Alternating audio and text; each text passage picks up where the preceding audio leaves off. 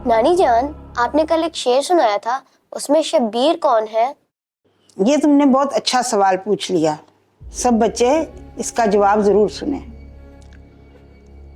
हज़रत अली करमुल्लाह वजह ने अपने बड़े बेटे का नाम शब्बर और छोटे का शब्बीर रखा था, लेकिन नबी करीम सल्लल्लाहु अलैहि वसल्लम ने एक दिन हज़रत अली करमुल्लाह वजह को बुलाया और फरमाया कि ये दोनों मेरे बेटे हैं, लिहाजा मैं इनका नाम बदल रहा हूँ। उस दिन नबी अकरम सल्लल्लाहु अलैहि वसल्लम ने शब्बर का नाम हसन और शब्बीर का नाम हुसैन रख दिया, और यही दोनों नाम तारीख़ में हमेशा के लिए मशहूर हो गए।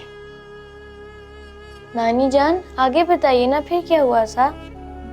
बच्चों, ये शदीद गर्मी के दिन थे। 10 मुहर्रम वाले दिन इमाम हुसैन और उनके तमाम साथियों को इंतहाई दर्दनाक तरीके से शहीद करके उनकी गर्दनें काट कर नेज़ों पर लगाई गई और शाम को खैमों को आग लगा दी गई। इसलिए ये इंतहाई दर्दनाक दिन है और इसी मुनासबत से इसे यौम आशूर कहते हैं। आशूर अरबी ज़बान का लफ्ज़ है और इसके लफ्ज़ी मानी महीने का 10वां दिन है, लेकिन इसे मुहर्रम की 10वीं तारीख ही समझा जाता है। बच्चों, दुआ करो कि मेरी ज़ुबान मेरा साथ दे जाए। दिल है कि गम से फटा जा रहा है, आंसू हैं कि बहने को बेताब है।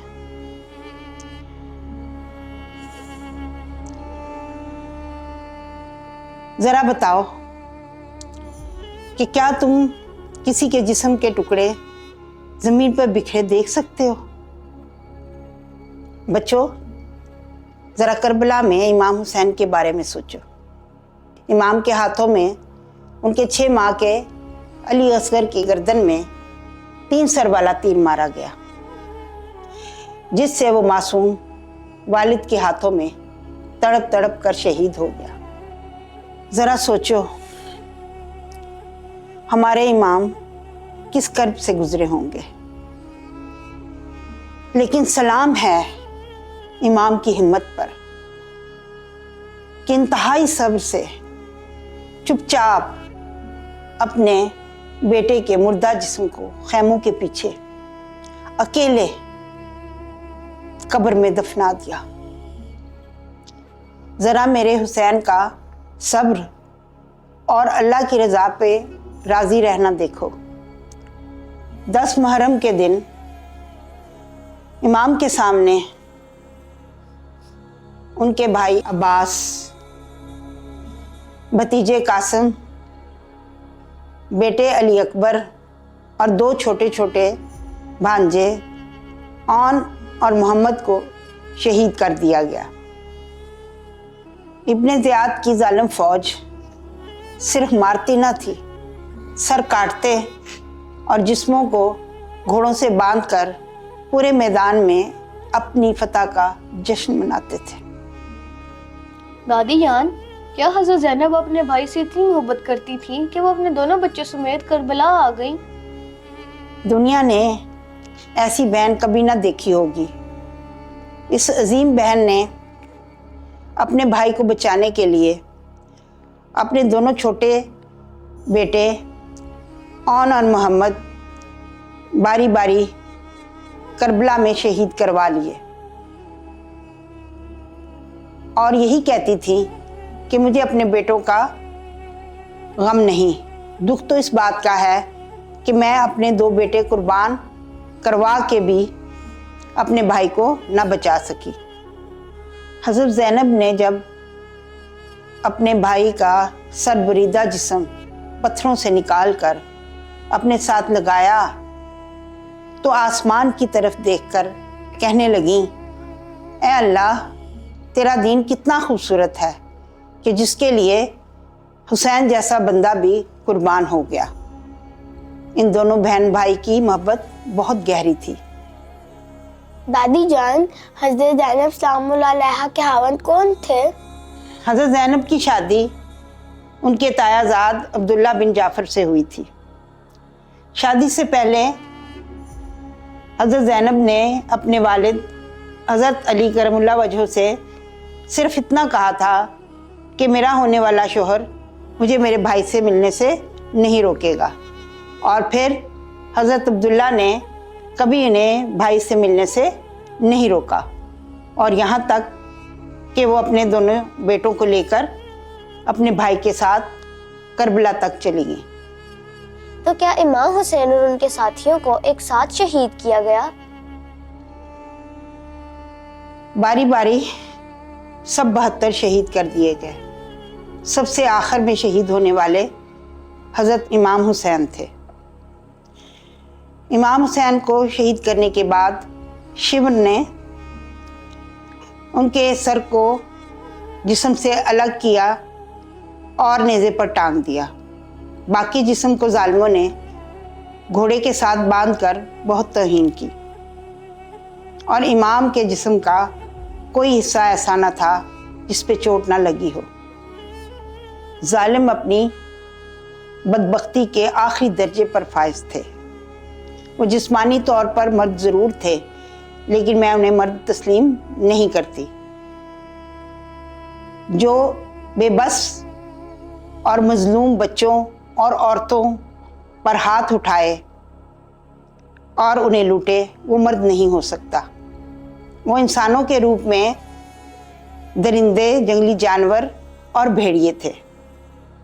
लेकिन दादी जान, वो लोग सर काटकर नेज़ों पर क्यों लगाते रहे? कूफा और शाम के लोगों को ये दिखाने के लिए कि जो यजीद की बैत नहीं करेगा उसका ये हशर होगा। दूसरा, वो यजीद को खुश करना चाहते थे और मुख्तलिफ सूबों की हुक्मरानी चाहते थे। वो सब मुफाद परस्त और लालची थे। दुनिया के लालच ने उन्हें अंधा कर दिया था। नानी जान, उन्होंने मजीद किस किस्म के जुल्म किए? बेटा, उन्होंने तमाम खेमों को आग लगा दी। ख़वातीन के पास जो सामान और जेवरात थे सब लूट लिए। इमाम हुसैन की 4 साला बेटी सकीना के कानों से बालियां खींच लीं। वो दर्द से चीखने लगी, उसके कानों से खून बह रहा था। और इमाम हुसैन के घर की बापर्दा ख़वातीन के सरों से चादरें उतरवा कर कूफा और शाम की गलियों से गुजारा गया, और लोग तमाशा देखते रहे। अल्लाह की लानत हो बेशुमार इन जालिमों पर। आमीन। बच्चों, बस बात इतनी सी है कि यजीद बज़ाहिर जीत कर भी हार गया। इमाम हुसैन शहीद होकर भी जीत गए। यजीद एक बंदे का नाम नहीं रहा, एक निज़ाम है जिस पर चलकर हज़ारों लोग जुल्म और सितम करते हैं। इसे यजीदियत कहते हैं। जबकि हुसैन भी महज एक नाम नहीं, हुसैनियत एक सोच है कि झूठ के सामने कभी सच को हारने नहीं देना, जालिम हुक्मरान के सामने डट जाना है और हर ऐसी ताकत का मुकाबला करना है जो अल्लाह और अल्लाह के रसूल की तालीमात को ख़त्म करना चाहे। और सबसे बड़ी बात यह कि इमाम हुसैन ने शहीद होने से कबल नमाज अस्र पूरे ईमान और यकीन से अल्लाह के लिए पढ़ी कि ये फ़र्ज़ है। इसलिए आओ आज हम अहद करें कि हम कभी कोई गलत बात कबूल नहीं करेंगे, नमाज हर सूरत कायम करेंगे और ज़िंदगी इस तरह बसर करेंगे कि क़यामत के दिन अल्लाह हमसे राज़ी हो और इमाम हुसैन जन्नत में हमें देखकर खुश होकर फरमाएं कि ये हमसे मोहब्बत रखने वाला आ रहा है इंशाअल्लाह। लेकिन तुम लोगों को ये याद रखना होगा कि अगर तुम लोग अपने इमाम हुसैन को राज़ी देखना चाहते हो तो तुम्हें अपने अमल और सोचने के अंदाज को हुसैनी बनाना होगा, वरना बेअमल और खोखले नारे लगाने वाले लाखों मुसलमान मौजूद हैं। और तुम्हें ये भी याद रखना होगा कि हर कलमा गो और नमाजी मुसलमान ज़रूरी नहीं कि अंदर से अच्छा हो। کیونکہ کربلا میں امام حسین کو شہید کرنے والوں میں کوئی ایک بھی کافر نہیں تھا، سب نمازی اور اسی نبی کا کلمہ پڑھنے والے تھے جس نبی کے امام حسین نواسے تھے۔ نانی جان، ویسے کیا بات ہوئی؟ نبی کا کلمہ پڑھا لیکن نبی کے نواسے کی ذرا عزت نہیں رکھی۔ ہاں، اسی لیے تو کہتے ہیں کہ وہ سب مومن نہیں تھے، مسلمانوں کے بھیس میں دل کے کافر اور منافق تھے۔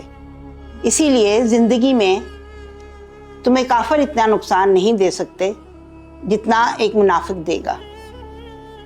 اسی لیے لوگوں کو خوب جانے بغیر کبھی کسی پہ یقین نہ کرنا۔ لیکن دادی جان، کیا واقعہ کربلا نے دنیا پر بھی کوئی اثر ڈالا؟ بالکل اثر ڈالا۔ آج دنیا کے تمام مہذب ممالک میں 3 قانون بنے ہوئے ہیں۔ پانی پینا ہر شخص کا حق ہے، کوئی کسی کا پانی نہیں روک سکتا، چاہے وہ اس کے اپنے گھر کا پانی کیوں نہ ہو۔ کسی کا راستہ بند کر دینا اس کی آزادی کی توہین ہے، چاہے کچھ بھی ہو، کسی کا راستہ نہیں روکا جا سکتا۔ دوپٹہ اور چادر ہر عورت کا حق ہے، کسی بھی خاتون کے پردے کو زبردستی اتارنا ایک بڑا جرم ہے۔ دنیا نے یہ قوانین واقعہ کربلا کی روشنی میں اخذ کیے، کیونکہ امام حسین کے اہل خانہ کے ساتھ یہی سب کچھ ہوا، جسے غیروں نے بھی ایک عظیم ظلم قرار دیا۔